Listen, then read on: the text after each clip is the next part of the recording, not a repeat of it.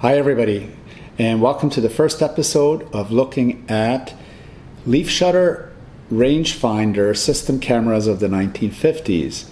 I'm Laszlo Vasco, and on my channel we've been tracing the story of cameras and photography for the past 130 years, starting with the availability of roll film in the 1890s, and then going decade by decade, exploring each decade and shooting with these cameras, and we've been exploring the 1950s. Today I wanted to start by looking at some of the leaf shutter rangefinder system cameras that I ended up with. If you've been following my channel, you know that I'm a fan of Minolta, Voigtlander, and Ensko from Japan, Germany, and the US. Ensko is starting to drop out. I didn't quite have anything from them for the 50s. I'll have a couple more cameras of them.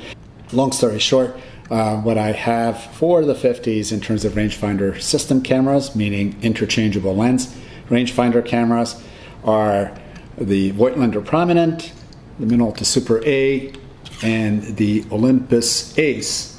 And I'll be reviewing each of these separately rather than doing one overall video, because really each of them is a great, fantastic camera and I felt deserved the full focus and attention. So what set these three apart is the fact that they had leaf shutters. The two professional industry leaders, Leica and Contax. So Leica, which really brought out professional level cameras and brought 35mm photography to serious photographers and professionals in the 1920s. This is a Leica 3A that was loaned to me from 1938. And yes, these indeed featured a focal plane cloth shutter with a top shutter speed of a 1,000th of a second. And its main competitor, Zeiss, which came out with the Contax series cameras also before World War II. This is not a Contax, this is a Kiev camera where, and I've covered the story of this a little bit before for the 1940s, I believe, but anyway, where the Russians packed up the Contax plant and shipped it over to Ukraine, to Kiev, hence the Kiev cameras being not just a copy, but really you could say the continuation of Contax cameras. But long story short, both of these, which were the standards for professionals at the time, photojournalists and such, because other professionals were using larger format cameras, but especially for photojournalists, both of these offered focal plane shutters. And there are pros and cons to each, one being you have a higher shutter speed with focal plane shutters, and because you're able to quickly advance. First shutter starts and the next one is already following it. On the other hand, you can't do flash synchronization at speeds above roughly 1/60th of a second, whereas with leaf shutter that just springs open and closes down, you can have flash synchronization all the way up to the top speed, but that top speed tended to be 1/400th or 1/500th of a second. So with that aside, the other benefit, though, is that leaf shutter tended to be more reliable over time. They're easier to service, in my opinion, and they just held up better than the cloth focal plane shutters. So that's sort of one advantage, having and using these cameras after, 70 years now or so. 7 going on 75 years, I suppose. So the Voigtlander Prominent, which is supposed to be the topic for today, introduced in 1952, aimed at disrupting the whole professional camera scene. So this aimed at the very top to compete with Leica and to compete with Zeiss. And it had a number of very unique features. Some of these unique features probably resulted in not being adopted as well as Voigtlander would have hoped. The first main such difference is the way this camera focuses. Rather than having the focus mechanism on the lens, which most other lenses were, or on the body, which moved the entire lens in and out. This offered a focusing knob here on the left side. So you would focus by turning this knob in and out, and with it featuring a focus scale underneath. So right now it's at infinity, and as you focus it out. And then the mechanics of it were that it was then, of course, coupled to the lens plate. And let me just show you how this worked by taking this lens off. And it moved this lens plate, which had the shutter speed dial also on it, in and out. So you can hopefully see the whole assembly moving in and out. This also brings us to the second unique feature of this camera, in that it often offered two different lens mounts. There is a lens mount right here in the inner circle of the lens plate, and with the bayonet mount, this is where you would put the 50mm lens, for example. So just mount it straight on there, and that one had unit focusing. As you focused in and out, lens plate would move the entire lens mounted on it in and out. So far, so good. But Voigtlander also wanted to support different types of lenses, ones that were retro focus for their wide angle, for example. So this 35mm lens right here, and you can see how it has a very unique flange to be able to mount not on the inside here, but on the camera body itself. So the camera body itself had a bayonet. It has 4 prongs that offered basically a bayonet mount on the outside on the body itself. So this would attach over there. And as that plate, as you focus, as that plate pushes in and out, it would push on, let me show that to you as well. Let's see. It's fair. The lenses are very easy, by the way, to take in and off. There's a little lever here, turn that, and just a very slight turn, and it pops off. So,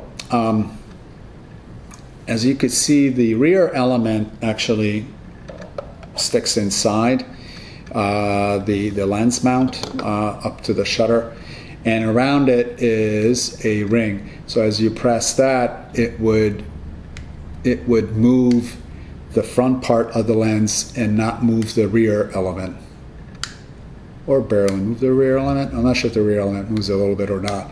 It's kind of hard when you're moving it manually, but long story short, it allowed for retro focus designs, and that's what Voigtlander was able to accommodate 2 different ways. Now, why they didn't just stick with one mount on the outside allowing that design, who knows, but it is a unique feature that it has 2 different ways of mounting lenses on it. So that's unique. So you would indeed then set the shutter speed with the shutter speed dial, and they would have a scale right on the lens so that's easier to see, because otherwise it's sort of on the inside, and you would see, set your shutter speeds that way. And of course aperture speeds are set out here. For your depth of field range, you do have a scale on the bottom of the focusing knob, but there's also, interestingly, a free turning ring that you could also set to the distance that you focus the camera, and for allowing you to see the depth of field lined up to the aperture on the lens. So sort of, a little bit of a complicated way of doing it, but the biggest sort of downside is that when you're focusing, it's actually quite uncomfortable to focus with your left hand with the camera smushed against your face. So that was sort of here in vertically, that was one of the challenges using this camera. I also mentioned in the previous 1950s overview video where I showed the Voigtlander's Bessamatic camera, there's a single lens reflex camera that had a different purpose for the left knob. So that made it even more confusing, where you would set the shutter speed with the left knob, and here you're setting the focus. So long story short, that makes it quirky in my opinion. So some people criticize it from a usability perspective. I actually enjoy it. One of the reasons I like collecting vintage cameras is to just get a different feel and different way of shooting. And if they all behave like modern cameras, then well, what would be the point? So I enjoy the quirkiness of the more quirky it is, the more I enjoy shooting with it. So let's continue with looking at this camera. On the right with the winding knob, and this is indeed a knob. This was the first generation of the Prominent. There were mainly two main iterations. The second one was still just called the Prominent, but added a wind lever onto the knob, so you were able to now wind it with a lever. It also added a shoe mount right here and sort of changed the top plate. And then finally Prominent 2, when that came out, which was really the third main version, that totally changed the top plate, raised it up, had a much larger viewfinder window with frame lines for the 35, 50, 100 millimeter lenses. In my opinion, this one looks a lot nicer with the original clean top plate, matching a lot of their other cameras of the time. It's pretty straightforward to use, pretty straightforward to load the film. When you're loading the film, you could reset the frame counter, which is underneath the right knob, by pulling up on this lever, which unlocked the ring underneath, and then you can turn this and set it to F is to start the film, and then you do 2 shots and now you're ready to shoot the first frame. You had a rewind knob here on the back. You had a way to sort of allow double exposure or to change out a roll of film and be able to load back a roll of film mid-roll. So it allowed you to, let's say if you're on shot 15, be able to hit rewind the film, put it back in, hold this down. That would allow you to kind of advance the film all the way to 15. So that's another sort of professional feature on it. And then when you wound the film, of course it automatically set the shutter here, which by the way, if you then move this further, is how you set the self timer, because you still have a knob for the shutter cocking, and which is kind of neat, as you can observe this. Let me set it at a slower speed, half a second. So as I wind it, you can see how indeed it winds the film, pushes it back, and then takes the shot. It's one of the features I really like on it because it gives you this direct visual, and just the smoothness of this camera is wonderful. Both the winding feel, it's nice, tight, and precise, and then just that mechanical clockwork capability that you observe on it.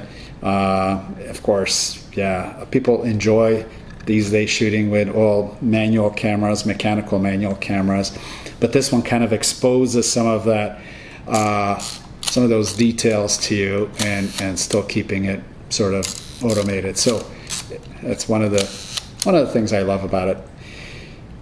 Let's see. So some of the things that are also a little bit of challenge, at least on this first version, is the viewfinder is very small. The rangefinder circular overlap is very bright, so it's very easy to focus with. You get a very clear rangefinder image.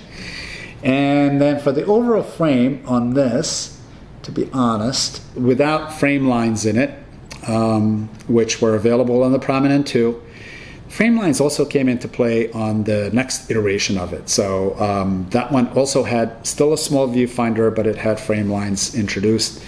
But on this one, without frame lines, what I found is that the current framing, I don't think it covers all the 35 millimeter fully, but based on all the images I got from it, I didn't notice any of them where things were, where it was too wide in focus. So I think it is probably a pretty good coverage for 35, and then hence when you put the 50 millimeter in, the coverage is broader.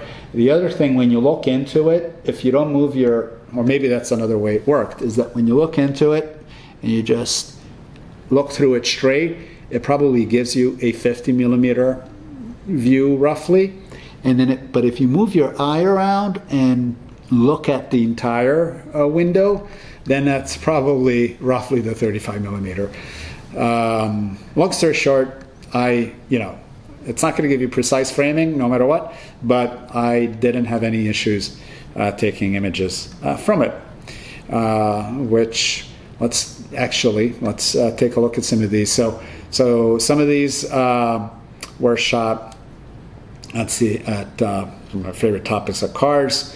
Shot at a car show with the 35 millimeter lens, and you could see, the sharpness and contrast and great color cast that this 35 millimeter lens provides.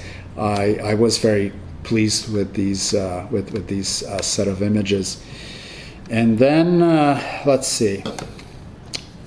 Then the other lens I have for it is a 100 millimeter f4.5. So this too had the sort of the same flange for mounting on the outside, which means that, interestingly enough, this is also a retro focus design, despite being a telephoto lens. So in this one you could better see it. As I move this outer ring, the back lens element doesn't change.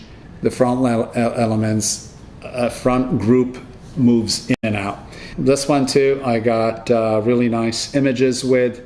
I think this too is a 6-element lens, if I remember right, and no issues with sharpness, and very nice and solid lens.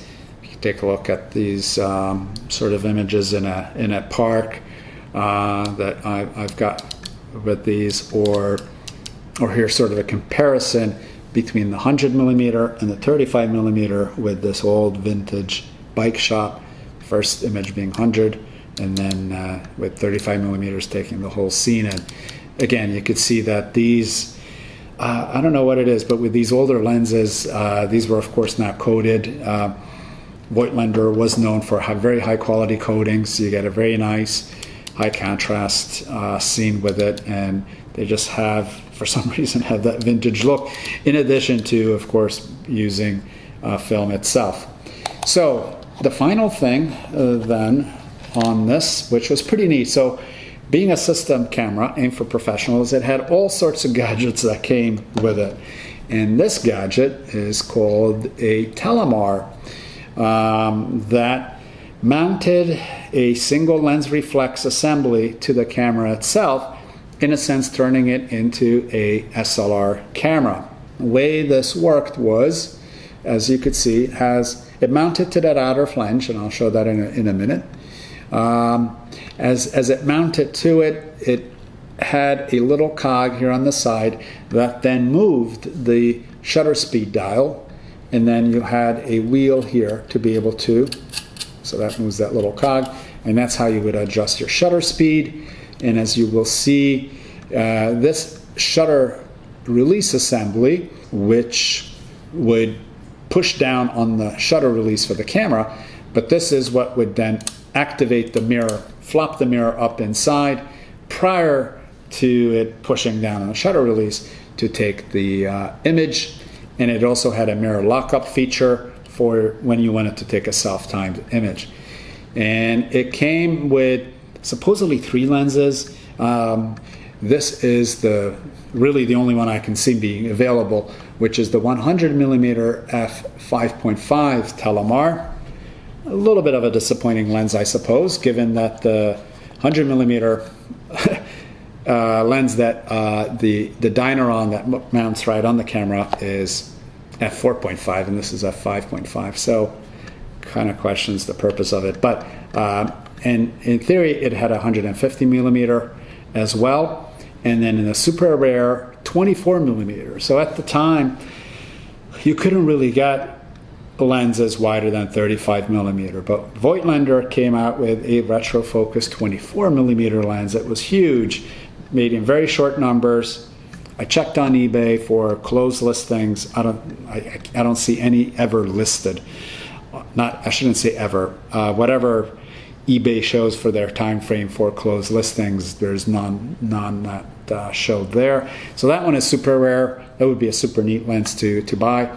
But long story short, there were a couple lenses available for this, and they all mounted. So this itself, let's put this on first. So let's take this lens off. The other interesting thing is this mounts on the same external mount, but it's in the reverse direction. Instead of going this way, it actually twists on this way. It has a release on this side.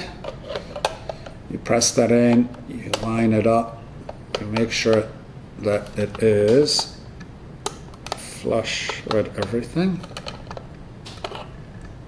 Let's see, what am I not doing right? Make sure you're set at infinity. Makes it easier to mount. There we go. That was the issue. So it's best to set the lens to infinity. Otherwise, you're really pushing against the focusing spring inside. So this one doesn't focus the same mechanism. It ignores that, and focusing is done on the lens itself. So now you have a traditional focusing mechanism, and your aperture ring behind it. You would then set the shutter speed here. You have a shutter speed readout window down here on the bottom. Very convenient place to look at. You gotta flip it up and look at it on the bottom there, because otherwise everything is, you can't see it. And this one has at the moment a pentaprism on it, but you wind the film, set your shutter speed 1/10 of a second, and now you would press down on this lever, so it would flip the mirror up, and then it would go right on top of the shutter release, releasing that. So indeed, allowing you to look through the lens, focus. It's got a great focusing screen, focusing mat. It's very easy to focus and take the picture. And it came with two different sort of viewers. This is the other one that would allow you to just be able to focus top down. And this finder played at a double roll. You would flip it up like this, and it had frame lines over here, and this was called a sports finder. The way this worked was that, because when you look through it with one eye, it's just black, and you will see two frame lines, one for 100 millimeter and one for 150 millimeter. And so the way this would work is, this is no longer obviously looking through the lens. You're supposed to keep both eyes open. And with both eyes, if you look at just with your open eye, you're seeing the scenery. And it's amazing how the brain works. But the right eye is seeing the frame lines, and your brain overlays it. So as you're looking around, it's super neat because you can see everything around you, but now you have a 100 millimeter and 150 millimeter frame line showing you where that focusing is. Great for sports photography because you see the action all around you, and you can see exactly what's going to be in the image or what's about to move into the image and take a shot. So quite a bit of contraption to facilitate that, but really neat how this single camera allowed all these components, features to work, and gave you a 35 millimeter SLR camera. I wish it had more lenses for this, so the only one I could get, or that I suppose you could get too, is the 100 millimeter f5.5. I suppose by the time these things came out, maybe they had grander plans, but I wish there were better and more lenses made for it, because it is pretty neat to be able to swap back and forth between a rangefinder camera and a single lens reflex camera. And by the way, I saw Canon for their 7 series cameras had something very similar. So Canon too had this contraption to facilitate their 7 series rangefinder cameras to work in a very similar fashion to this. So It's more of a novelty for me anyway, because otherwise why not just grab a single lens reflex camera? But I do think it is pretty neat. When you're rewinding the film, so as I was mentioning, this left knob of course is used for the focusing when you have one of the regular lenses on it instead of this contraption. Let's put the 100mm on for variety. All right, so as that focuses, what's neat is that you pull this little knob, it pops up the handle, and now the rewind lever is inside the focusing knob. So the focusing knob doesn't turn as you're rewinding it. So that's another very unique engineering. Long story short, it is, well, I keep saying every camera I pick up and show you guys is one of my favorite cameras, but this certainly is one of my favorite cameras. It offers you a shooting experience that is very different than anything else with the way it focuses. The quality of it, when you just pick it up, use it, start winding it, you just feel that you're tied to a highly precisioned, machined mechanical camera. And so that's what makes the Prominent great. I highly recommend it, especially given the lower cost. You will be getting Leica quality, you will be getting Zeiss quality, or even better quality. It's probably the best camera that they had in the early 50s. Then the Leica M3 came out, I think, in 54. So for a couple of years, perhaps you could argue this was the best camera in the world. But when the Leica M3 came out, that really took the market by storm and set the new standard for professional level cameras. And with that release, that prompted the Japanese manufacturers, Nikon, Canon, etc., to start to shift to single lens reflex cameras, where they ended up dominating the market. Thanks for watching, and please come back. Next, we'll review in chronological order the Minolta Super 8 and Minolta's attempt. This is their top of the line rangefinder camera.